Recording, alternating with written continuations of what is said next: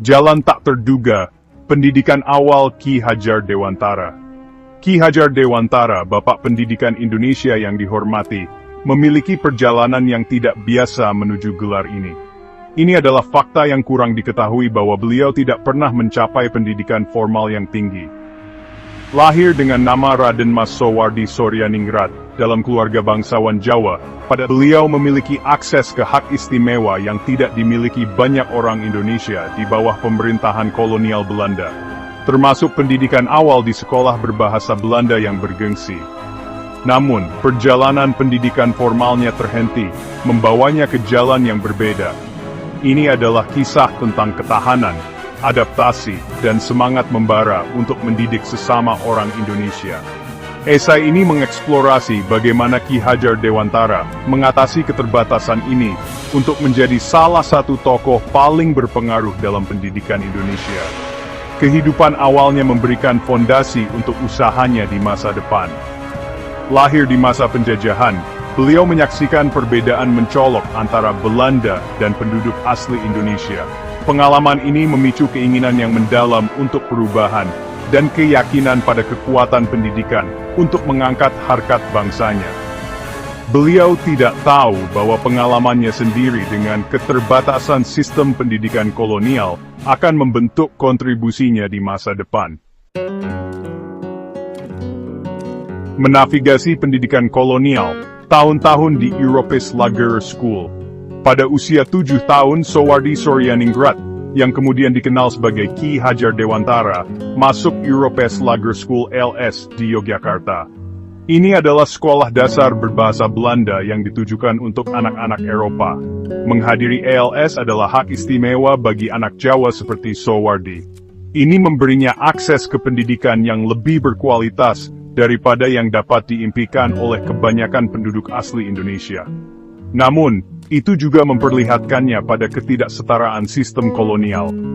Kurikulum dirancang untuk melayani kebutuhan penjajah Belanda. Kurikulum tersebut menekankan bahasa, budaya, dan sejarah Belanda, seringkali mengabaikan perspektif Indonesia. Ini menciptakan rasa keterasingan bagi Soewardi dan siswa asli lainnya. Terlepas dari tantangannya, Soewardi unggul dalam studinya. Dia menunjukkan minat yang besar pada bahasa, sejarah, dan budaya.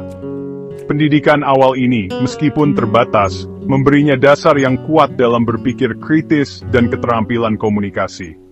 Keterampilan ini nantinya akan terbukti sangat berharga dalam perjuangannya untuk kesetaraan pendidikan. Krisis kesehatan, meninggalkan Stovia. Setelah menyelesaikan studinya di LS, Soewardi Soryaningrat bercita-cita untuk melanjutkan pendidikannya. Dia mendaftar di Stovia, sekolah kedokteran bergengsi di Batavia, sekarang Jakarta, yang melatih penduduk asli Indonesia untuk berkarir di bidang kedokteran. Ini adalah kesempatan langka bagi orang Indonesia pada saat itu. Menghadiri Stovia memicu keinginannya untuk melayani komunitasnya. Dia membayangkan masa depan di mana dia dapat menggunakan pengetahuan medisnya untuk meningkatkan kehidupan sesama orang Indonesia. Namun, takdir memiliki rencana lain untuk Soewardi. Dia menderita masalah kesehatan yang berulang, yang membuatnya semakin sulit untuk mengikuti kurikulum yang menuntut. Tantangan kesehatan ini memaksanya untuk membuat keputusan yang sulit. Terlepas dari aspirasi dan dedikasinya, dia menyadari bahwa dia tidak dapat melanjutkan studi kedokterannya. Soewardi meninggalkan Stovia tanpa mendapatkan gelar. Kemunduran yang tampaknya ini terbukti menjadi titik balik dalam hidupnya, membawanya ke jalan yang berbeda, di mana dia akan membuat dampak yang lebih besar. Bagian 4. Suara bagi yang tak bersuara, jurnalisme dan aktivisme. Meninggalkan Stovia menandai titik balik bagi Soewardi. Dia mengalihkan fokusnya dari kedokteran ke jurnalisme dan aktivisme politik. Dia memiliki rasa keadilan yang kuat dan empati yang mendalam terhadap penderitaan orang Indonesia biasa di bawah pemerintahan Belanda.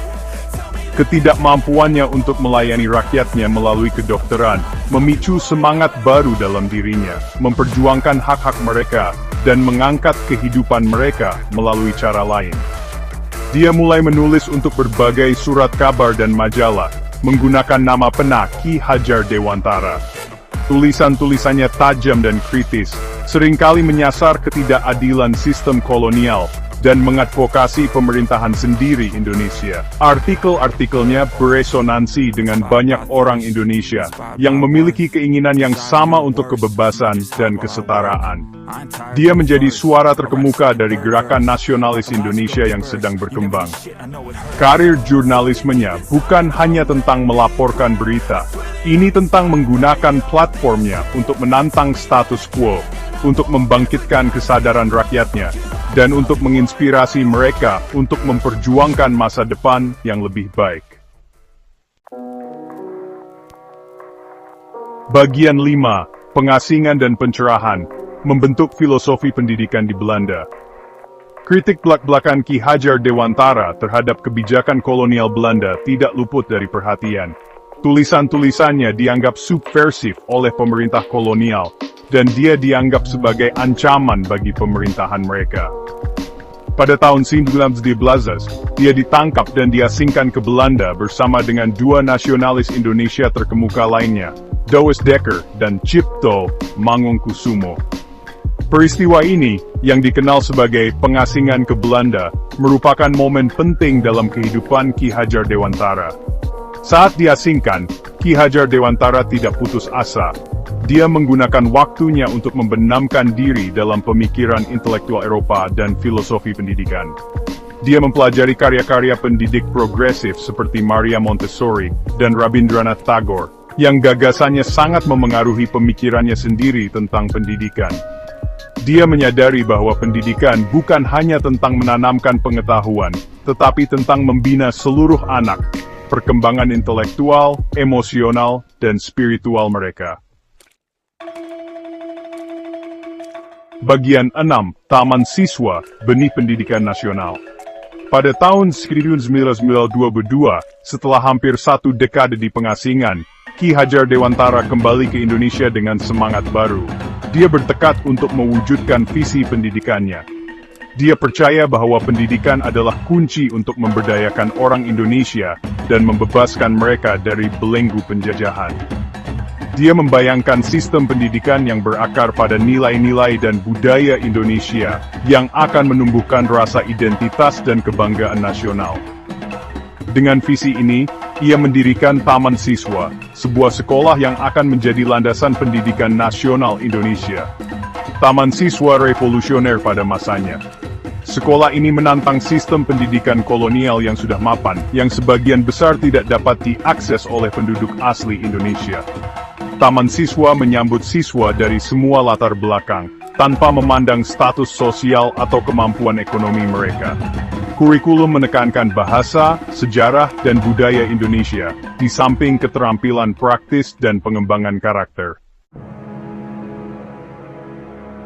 Bagian 7. Warisan Abadi Bapak Pendidikan Indonesia. Dedikasi Ki Hajar Dewantara untuk pendidikan meluas jauh melampaui dinding Taman Siswa. Dia menjadi advokat vokal untuk reformasi pendidikan, menantang kebijakan pemerintah kolonial, dan mengadvokasi akses yang sama ke pendidikan berkualitas untuk semua orang Indonesia. Gagasannya beresonansi mendalam dengan rakyat Indonesia, dan dia menjadi simbol harapan dan inspirasi. Dia dianggap sebagai bapak pendidikan Indonesia, dan ajarannya terus membentuk lanskap pendidikan negara. Warisannya tidak hanya terbatas di Indonesia. Filosofi pendidikannya, yang berakar pada prinsip-prinsip Ing Ngarso Sungtulodo, memimpin dengan memberi contoh, Ing Madya Mangunkarso, membangun semangat di tengah, dan Tutwuri Handayani, menginspirasi dari belakang, telah mendapatkan pengakuan internasional. Kisah hidup Ki Hajar Dewantara adalah bukti kekuatan transformatif pendidikan. Terlepas dari pendidikan formalnya yang terbatas, ia bangkit menjadi salah satu tokoh paling berpengaruh dalam sejarah Indonesia, meninggalkan warisan abadi yang terus menginspirasi generasi pendidik dan pelajar di seluruh dunia.